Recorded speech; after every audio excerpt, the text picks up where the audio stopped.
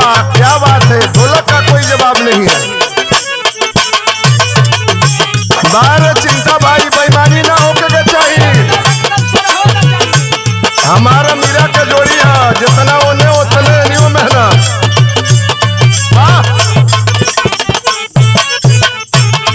सुन पगली रे पागल कहेला जमाना,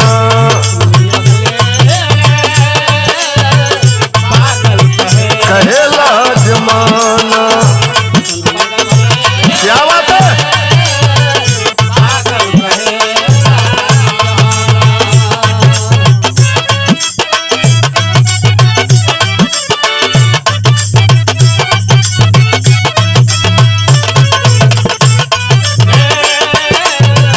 पागल कहेला जमाना।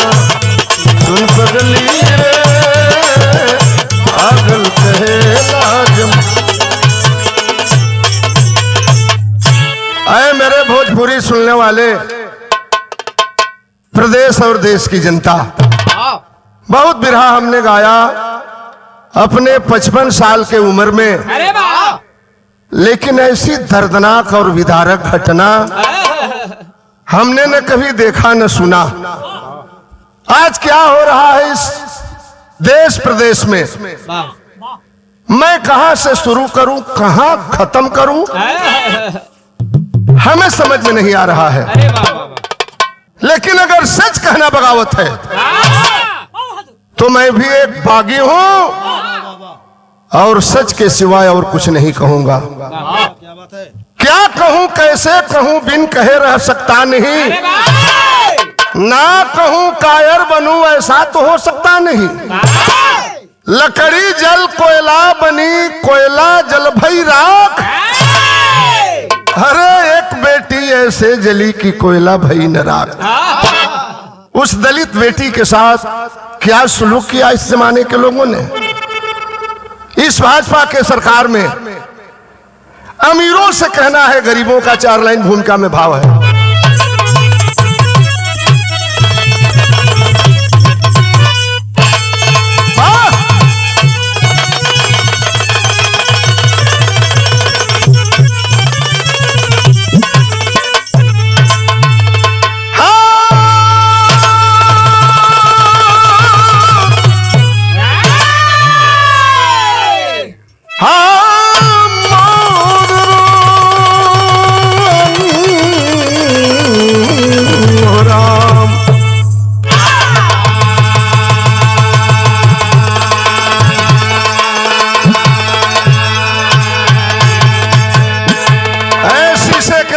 रहने वाले अमीरों के पहलू में रोती गरीबी, मौत पर उनके धनवान महफिल सजाता।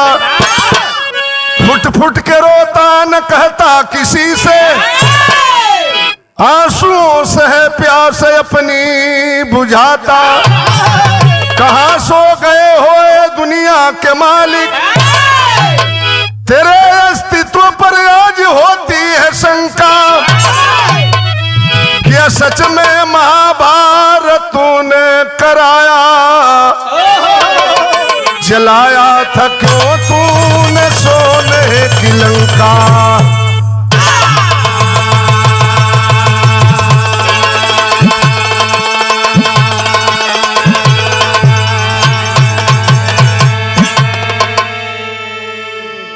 उत्तर प्रदेश के दिल्ली के बगल में हाथरस जिला, एक दलित बेटी के साथ जो जघन्य अपराध हुआ है, जमाना इसको कभी माफ नहीं कर सकता। यहीं से कहानी की शुरुआत है। तरस कौन हुआ मास्टर तनवल्ला?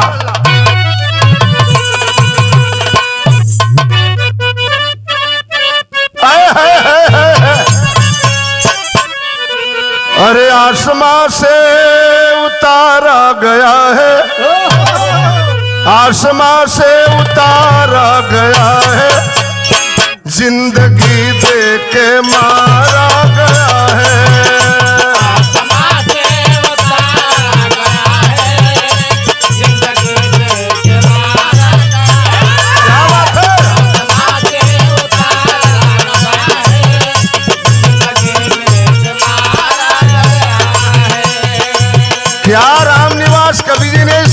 लाइन को लिखा है, प्यार बगिया सजाया किसी ने, ऐ जमाने के लोगों, अरे प्यार बगिया सजाया किसी ने, आग हंस कर लगाया किसी ने, आग हंस कर लगाया किसी ने।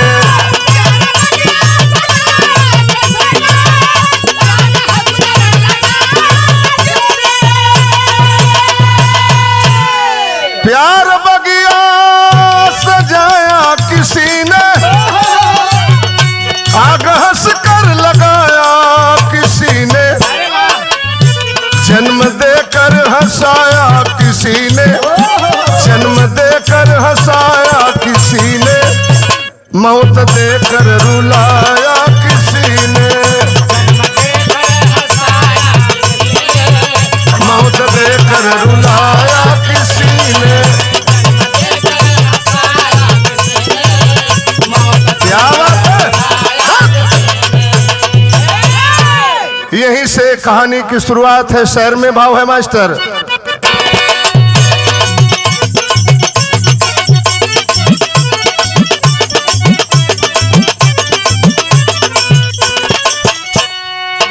यही है प्रश्न आज मेरा पैसे वालों से, यही है प्रश्न आज मेरा पैसे वालों से, पाओगे चैन क्या गरीबों को रुलाने से।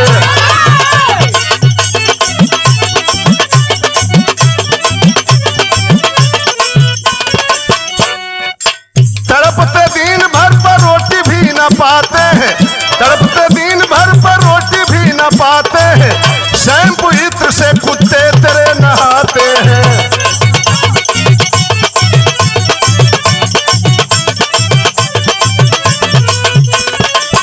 तेरी तो मौज उनकी मौत का फसाना है, तेरी तो मौज उनकी मौत का फसाना है, देखकर हाल प्याज रो रहा जमाना है।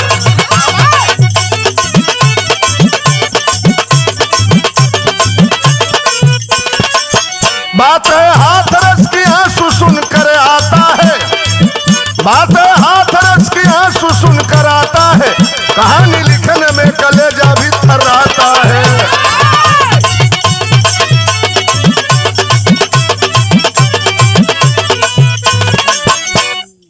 चंदपा थाना गांव बुलगड़ी की बात सही, चंदपा थाना गांव बुलगड़ी की बात सही, दलित गरीब की इज्जत पर हुआ घात सही। हाँ। दिल्ली के बगल में जिला हाथरस, थाना चंदपा, गांव बुलगड़ी का रहने वाला वाल्मीकि परिवार का, बाप का नाम ओम प्रकाश वाल्मीकि, माता का नाम आशा देवी, के 2 बेटे और 1 बेटी। बेटी को प्यार से लोग गुड़िया कह करके बुलाते थे, मनीषा वाल्मीकि उर्फ गुड़िया। धीरे धीरे धीरे धीरे गरीबी में अपने परिवार को चला रहा था। वह गरीब आदमी ओम प्रकाश, बेटी बड़ी खूबसूरत थी। क्या भगवान ने उसको बनाया था? मजाक में मत लेना सुनने वाले साथी, गरीब के घर में भगवान बेटी बहन को भी खूबसूरत बनाता है। इतना खूबसूरत भगवान ने बनाया था, लेकिन क्या उसके आखिरी जिंदगी में भगवान तेरी कलम रुक गई, तेरे कलम की स्याही खत्म हो गई कि तेरी नींव ही चल नहीं पाई। बचपना की बात बताने जा रहा हूं उस मनीषा वाल्मीकि की। तरस कौन मास्टर तनी बढ़ राजा।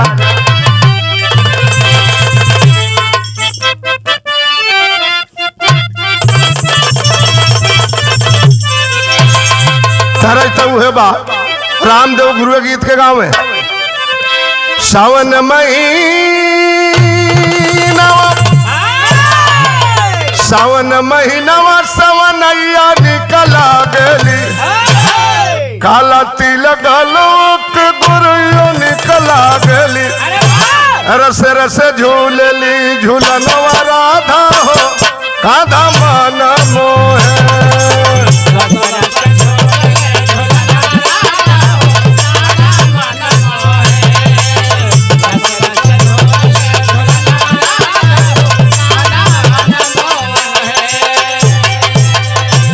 वह गरीब आदमी अपने परिवार को कैसे चलाता था।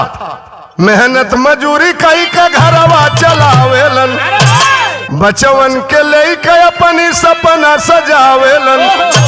बदली एक दिन हमारो समैया भैया हो, बहुरी दीनावा हमार समैया भैया हो, बहुरी दीनावा हमार।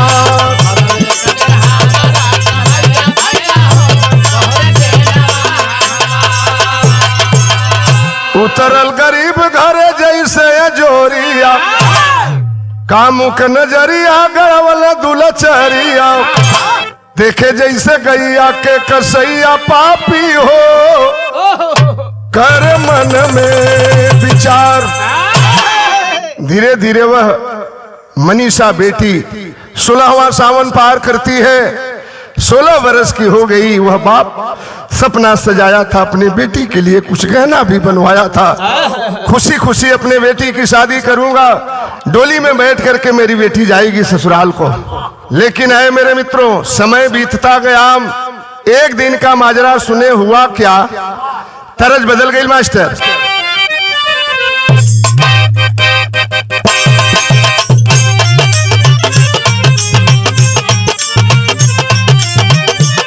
क्या बात है, क्या बात है।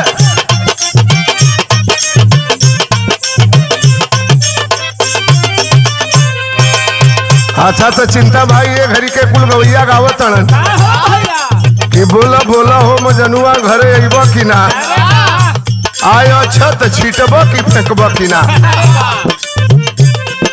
ये गीत के हमनी के बहुत पहले गा के छोड़ देले बनी जा। अच्छा तो वो लड़की रहले भाई, इतना दिन ले मजा ले, जब बियाह पड़ल तो कहलस की हमारी शादी में आ जाइब कि ना आ जाइब। गजब लड़की रहल। लेकिन यही गीत के हमनी के गाई जा अपनी जमाना में के पवल की ना हो अंतर देसी लिफाफाई बतइब की ना।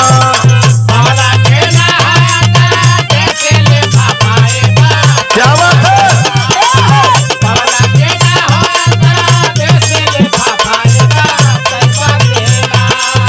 पवल की ना हो अंतर देसी लिफाफाई बतइब की ना। बैरन में लिखा तानी सफा सिपाही राजा अइब की ना।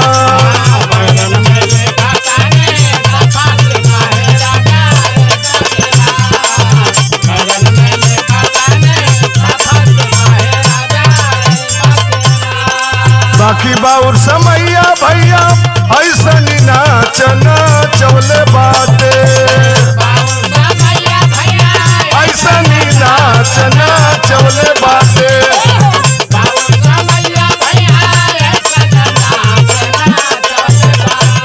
गरीबवन के पगड़ी डूबले बाटे।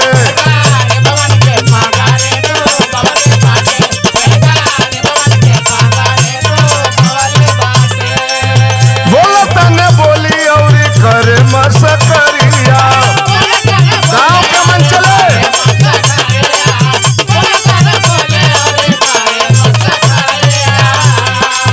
माई से रोई रोई कहेली जिकरिया।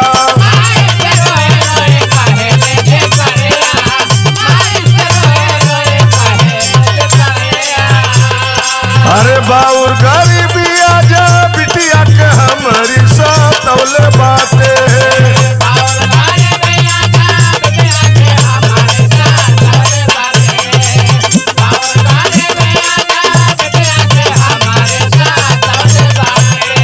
अरे बाउर गरीबी आजा बिटिया के हमारी सतौले बाटे। बेटी सब दिन से हम के रोले बाटे, सब दिन से हम के रोले बाटे।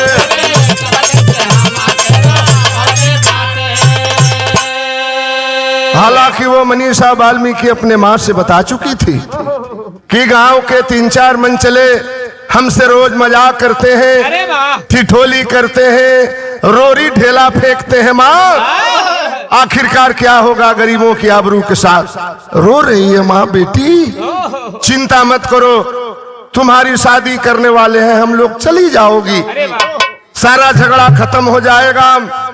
आए मेरे मित्रों, 14 सितंबर 2020 को वह मनीषा वाल्मीकि उर्फ गुड़िया खेत में चारा काटने के लिए गई थी।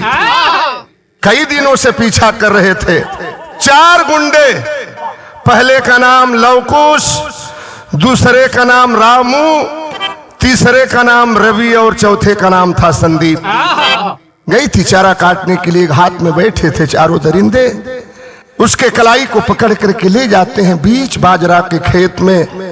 रो रही है, लवकुश भैया, रामू भैया, रवि भैया, हम तेरी बहन हैं। इतना जरूर है कि आप लोग बड़े घराने से हो और मैं गरीब की बेटी हूं, मेरी आबरू को मत लूटो। पकड़ करके ले गए खेत में और करते हैं क्या, बिरहा में तरज बदल गई मास्टर।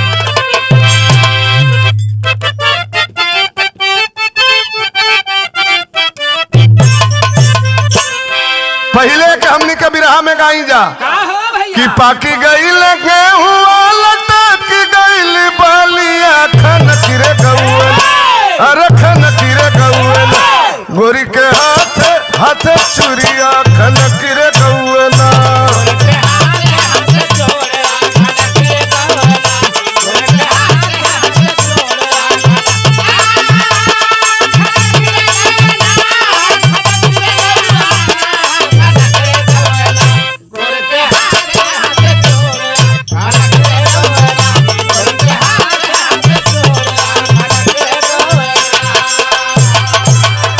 बाकी चारा काटे बाद चलली खेतवा की ओरिया पहुँच रे गई, अरे पहुँच रे गई, चारों पापी दुरचरिया पहुँच रे गई ना।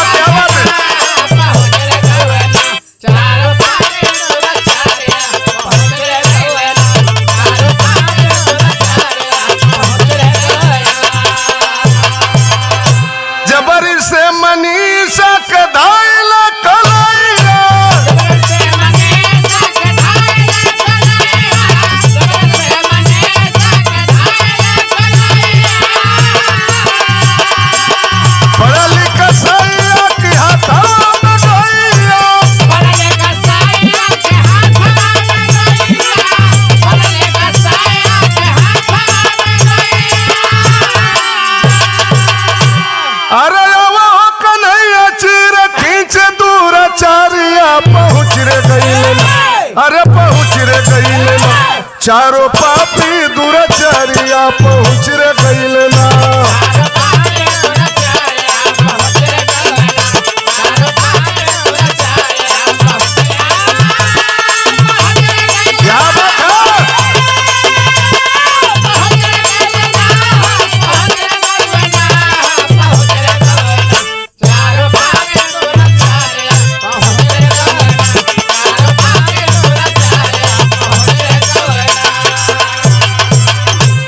चारों पकड़ करके बाजरा के खेत में ले जाते हैं। उस बेटी के शरीर का कपड़ा उतार दिए, रो रही है। बलात्कार तो बलात्कार होता है, बलात्कार के पहले की आवाज न लगाने पावे। उस दलित की बेटी की जीभ काट लिए।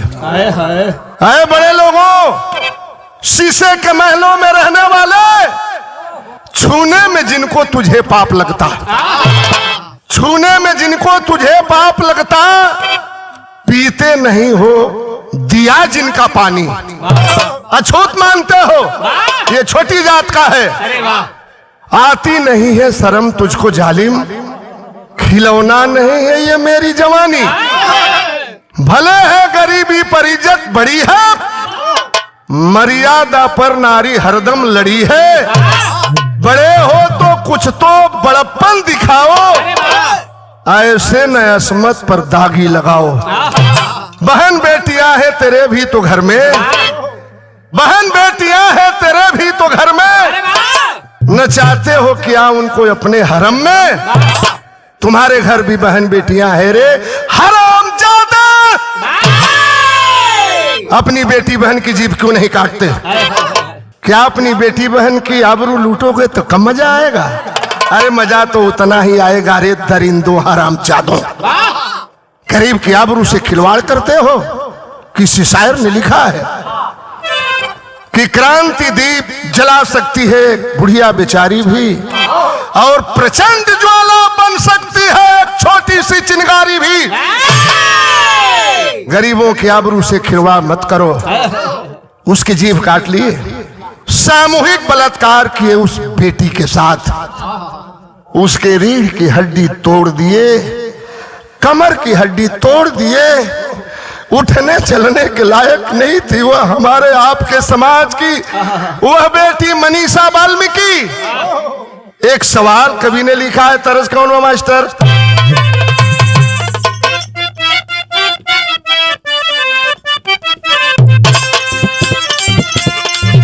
तरजू है बा, अरे ससुरा से रूसल बाती आवा न हो, धैली नहीं हरे केरा।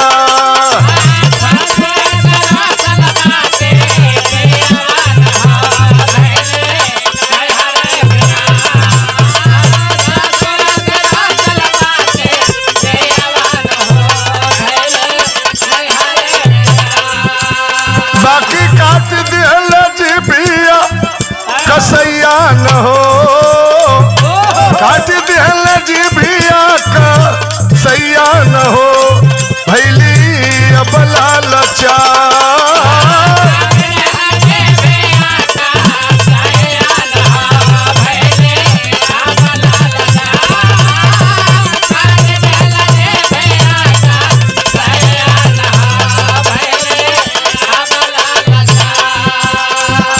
आबरू के लूटे नीरा दैया न हो, भैली अबला लाचार।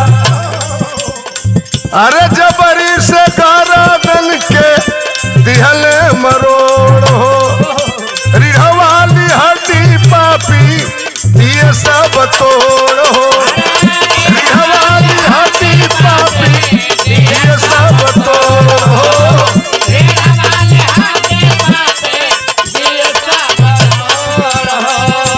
तड़पेली पंख बिनुची रैया न हो, तड़पेली पंख बिनुची रैया न हो, भैली अबला लाचार।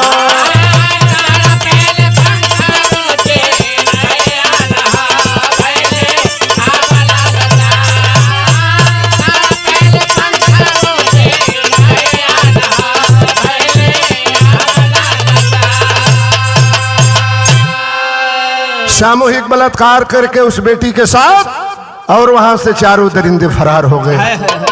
करा रही है बाजरा के खेत में वह दलित की बेटी। गांव के लोगों को जानकारी हो गई, हो हल्ला हुआ, दौड़ करके लोग जाते हैं। माँ को भी जानकारी हुई, जो माँ सपना सजाई थी अपनी बेटी के तन पे हल्दी लगा करके इसको हंसी खुशी ससुराल भेजूंगी। सारंगा के गीत लगत बा मास्टर।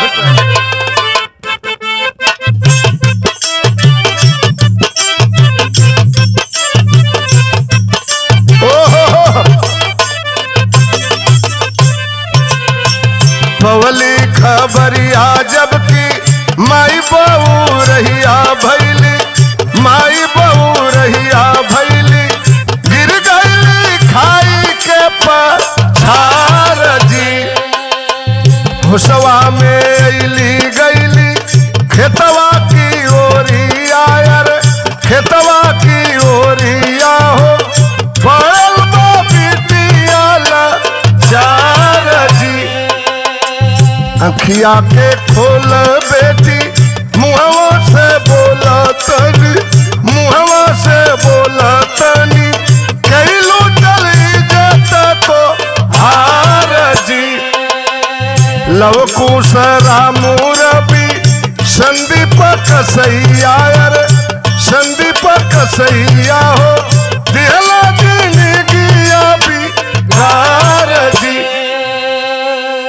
गांव के लोग इकट्ठा हो गए। माँ दौड़ करके जाती है, बेटी कौन तुम्हारी ऐसी हालात किया है?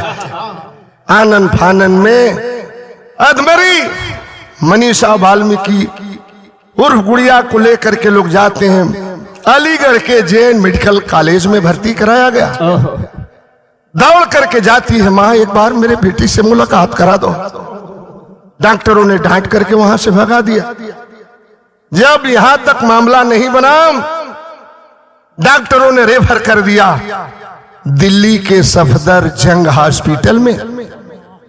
उसका इलाज चल रहा है। वहां भी मां पहुंची, आखिरी वक्त है, मेरी बेटी मर जाएगी कि जिंदा रहेगी, एक बार तो मेरे बेटी से मुलाकात करा दीजिए। जब उसकी बेटी सामने आती है, सहमी हुई है, अपने मां को देखती है, आंख आंसुओं से भर गया। मां बेटी सामने, एक बेटी की जिंदगी जा रही है और मां बेटी दोनों की जब नजरें मिली है तो मास्टर बिरहा में तरज बदल गई।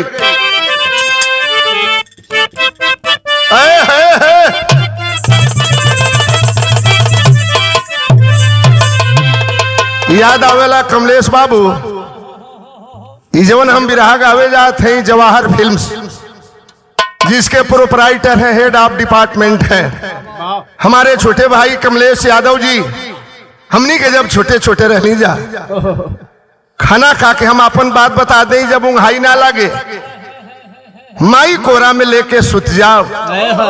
और समय कहनी कहां से हमनी के माई, वही में कोई गाना हम सुन ले रही अपनी माई की मुंह से कि सुन सुन भैया अरे मोरया मोला ना होना भैया डाल पा ते खिल जाया कसम होना। बाकी देखे बेटी माई के अब सामनावा होना, झर झर दुख में बरिस नयनवा होना, होई नहीं फिर से ए माई मिलनावा होना, निकलल चाहत बाटे अधमा परन होना। ए माई हम जियब ना, हे माई एक हफ्ता पहले हमार पापा हमके बाजारी से कपड़ा कीन के ले आई रहलन, लेके अइले पापा मोरी बसनवा होना, आ कैसे लेके आई है फिर से कफन होना। झूठा ही जरावल जई है कबले रवानावा होना, कबले सीता करी है हवा रोदनावा होना।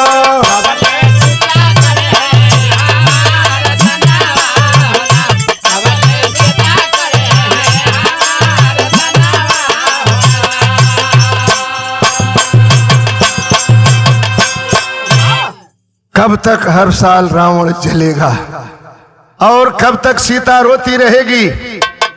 गरीबों की इज्जत से खेलने वाले जरा अपने गिरेबान में तो झांको।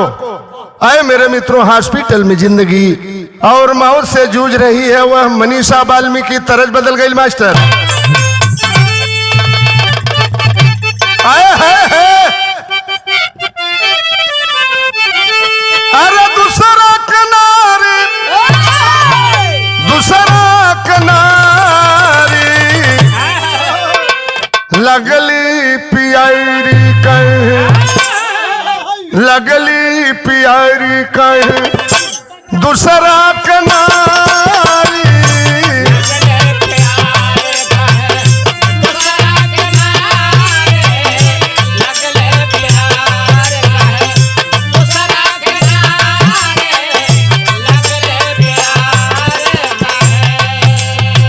इस देश और प्रदेश में ऐसी हालात हो गई है, गरीब आदमी कैसे सड़क पर चलेगा, कैसे अपने बहन बेटियों को भेजेगा स्कूल में पढ़ने के लिए।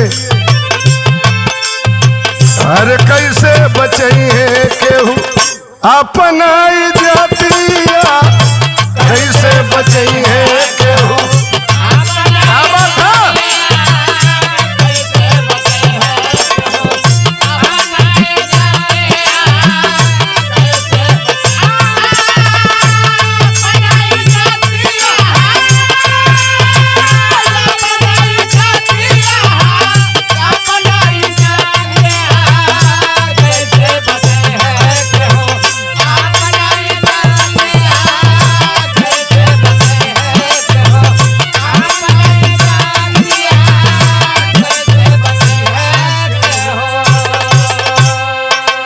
माँ बाप हॉस्पिटल में मिलने के लिए आते हैं। आखिरी सांस चल रही थी उस मनीषा बिटिया का। मम्मी और पापा के जब देखे भरी नया नवा,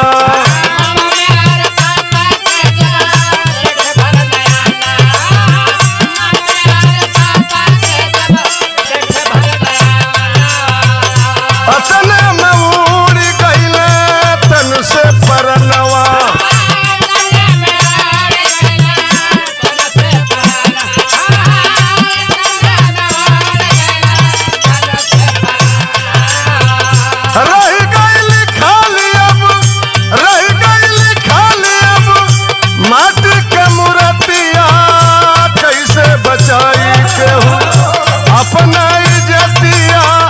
कैसे बचाई केहू।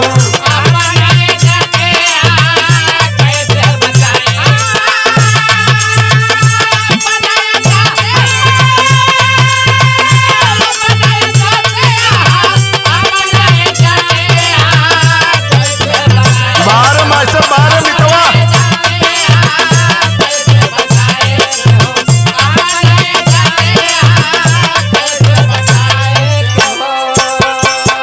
यही कहकर के वह बिटिया हॉस्पिटल में दम तोड़ देती है। माँ बाप ने जिरह किया मेरी बेटी को हमें दे दो। इतना बड़ा जघन्य अपराध हम पुलिस प्रशासन के लोगों से कहना चाहते हैं। सरकारें तो आती और जाती हैं, लेकिन वर्दी पहन करके इतनी बड़ी नाइंसाफी गरीबों के साथ मत करो।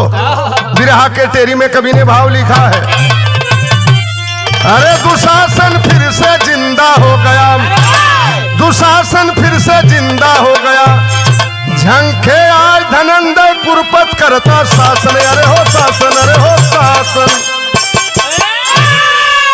होती बर्बादी आजादी बिलखती। इस हालात को देखकर होती बर्बादी आजादी बिलखती गांधी और गौतम का रोता बगीचा। भगत सिंह, सुभाष और बिस्मिल आजाद वीर अपने लहू से जिस गुलशन को सींचा। संविधान निर्माता मौन त्याग बोलो आज, मानवता की होली ये कब तक जलेगी। आबरू सलामत गरीबों की कब तक, वतन के दरिंदों की कब तक चलेगी। आज बिटिया मर गई, लगभग 16-17 दिन हो गया। मैं दलित समाज के लोगों से कहना चाहता हूं, इसको बुरा मत मानना। बहन मायावती जी का स्टेटमेंट मैंने पढ़ा। बहन मायावती जी ने कहा कि जोगी को कुर्सी छोड़ करके जा करके गोरखनाथ के मंदिर पर वहां पूजा करनी चाहिए। केंद्र सरकार आदेश करे जोगी को कि वहां नहीं रहेंगे तो चले जाए अयोध्या में जहां राम का मंदिर बन रहा है। अरे बहन जी आप क्या कह रही हैं? आइए सड़क पर उतरिए, लोगों को सजग कराइए, चक्का जाम हो। अखिलेश यादव जी ने तो ऐलान कर दिया है, हम अपने कार्यकर्ताओं को संदेश दे दिए हैं, चक्का जाम होगा, सड़क पर गांव के लोग निकलेंगे और उस बिटिया को इंसाफ दिलाने के लिए हम कुछ भी करने को तैयार हैं। आए मेरे मित्रों, मर गई बेटी, पुलिस वालों ने धक्का दे करके उस माँ बाप को वहां से भगा दिया। पहपत में कवि ने लिखा है, अरे रोवे बाबू दुखवा में पगलाई छाती फाटेली, आए कबर देता साहब मुंह दिखाई छाती फाटेली।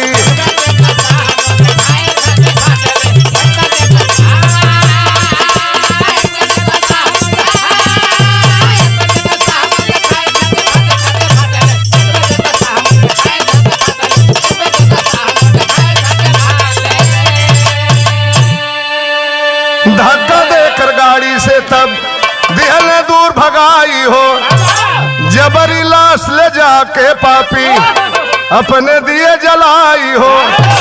भारत मैया रोवे आस बहाई छाती फाटेली, आई अंग्रेजी सत्ता फिर गईली, आई छाती फोटेली।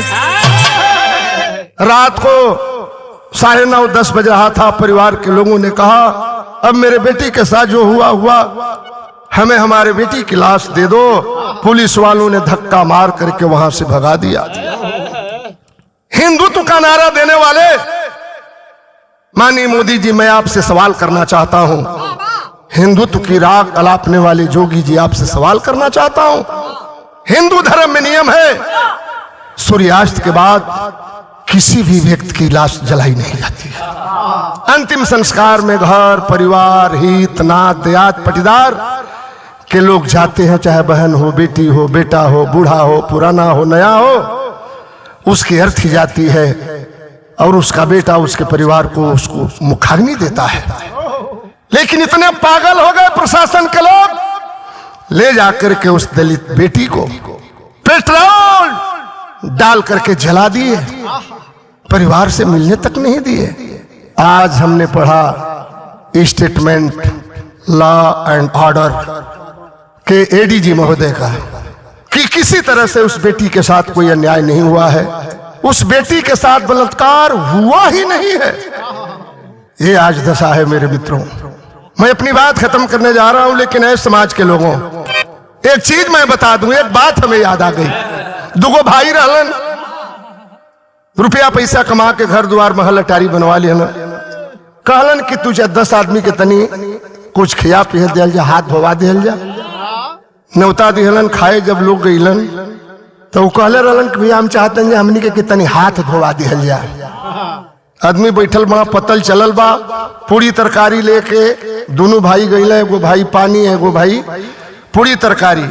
कहलन कि पूरी तरकारी दे दे। कहलन खाए वाला कि दो भैया कुछ दो। कहलन कि हमार तो मन करता कि भाते चावल चला दे, दालिये चला दे। कहलन कि भैया उहे ले आवा, उहो ना लेके चल गई। कहलन कि हमार मन करता कि चिवड़ा दही खिया दे, वो ना खियौना लेके चल गई। लास्ट में दोनों भाई बल्टी में पानी लेके अला। कहलक भैया हाथ धोवा जा। कहलक अरे भैया खियावे के कहले रहल। कहलक हम खियावे के थोड़े कहले रहनी, हम तो हाथ धोआवे के कहले रहनी। वही तरह ही सरकार बा, कहलस ही सरकार कि हम 15 लाख रुपया खाता में दे, 2 करोड़ बेरोजगारन के नौकरी दे, बेटी बचाओ बेटी पढ़ाओ का नारा दिया इन सब बोले। वही तरह ही बात हमके याद आ गई। कहला कैला ना तो आए मेरे मित्रों, इस दुर्दशा को देख करके कवि ने आल्हा में भाव लिखा है।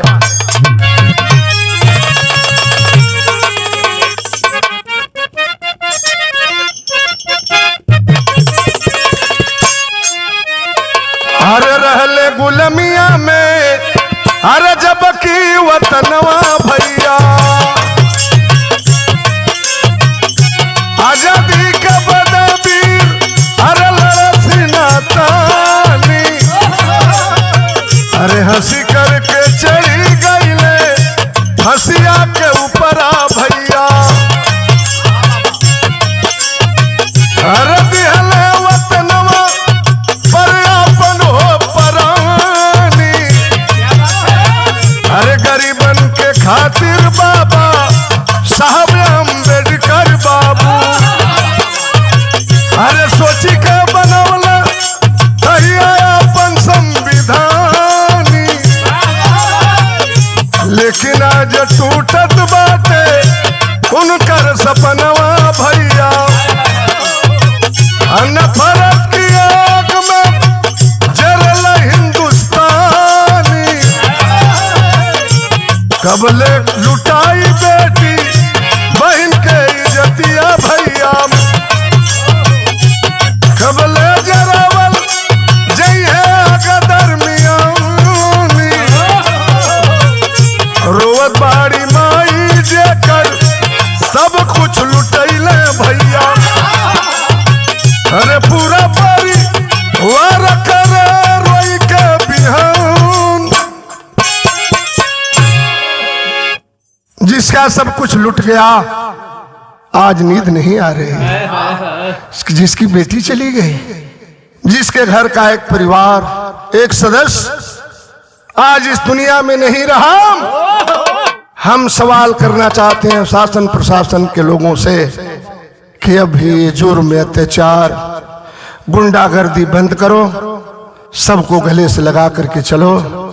हिंदू मुस्लिम सिख ईसाई आपस में सब भाई भाई। लेकिन यहाँ कहाँ न्याय मिलने वाला है? आखिरी भाव में कवि ने लिखा है, अरे कामी दुराचारी जई है फांसी पर झुलाई हो, तब बिटिहनियन के अरे असुआ पोछाई हो, तब बिटिहनियन के।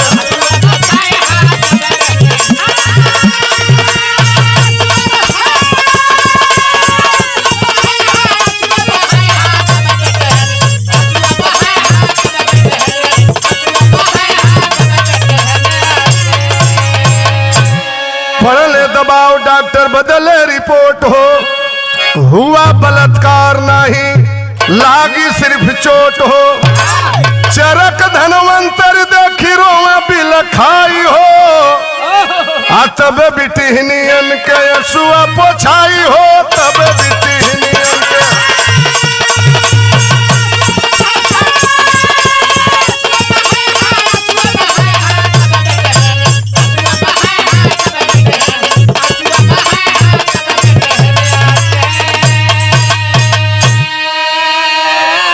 इस जघन्य घटना को सुनने के बाद आज पूरा देश दहल गया है। जर्रे जर्रे से हर धर्म जात के लोगों के मुंह से कही आवाज आ रही है। चारों ओर से आवत बाटे एक ही आवाज हो, केहू ना सुरक्षित बाटे कहत बा समाज हो।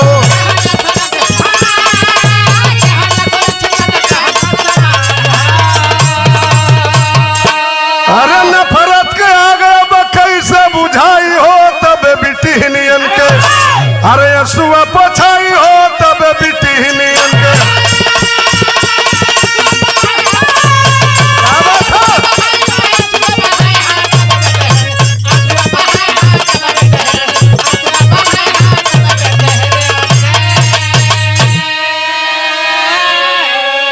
यहीं से अपनी बात खत्म करने जा रहा हूं। ऐ समाज के लोगों, आपसे एक मैं सवाल करना चाहता हूं, आखिरी बात है। किसी शायर ने लिखा है कि जिधर भी देखो हवस के जल्लाद बैठे हैं। चिंता भाई, अमरनाथ भाई, सुरेंद्र भाई, जिधर भी देखो हवस के जल्लाद बैठे हैं। संभाल कर रखो अपनी फूल सी औलाद को, क्योंकि देश को चलाने वाले बे औलाद बैठे हैं। क्या दर्द है गरीबों का, उस बहन बेटी का। आखिरी लाइन में कवि ने भाव दिया है, कुसुमपुरा गुरु जद्दू देव भोला पूज्य हमारे, बाला गंगा काशी के संते जन रंग पसारे हो।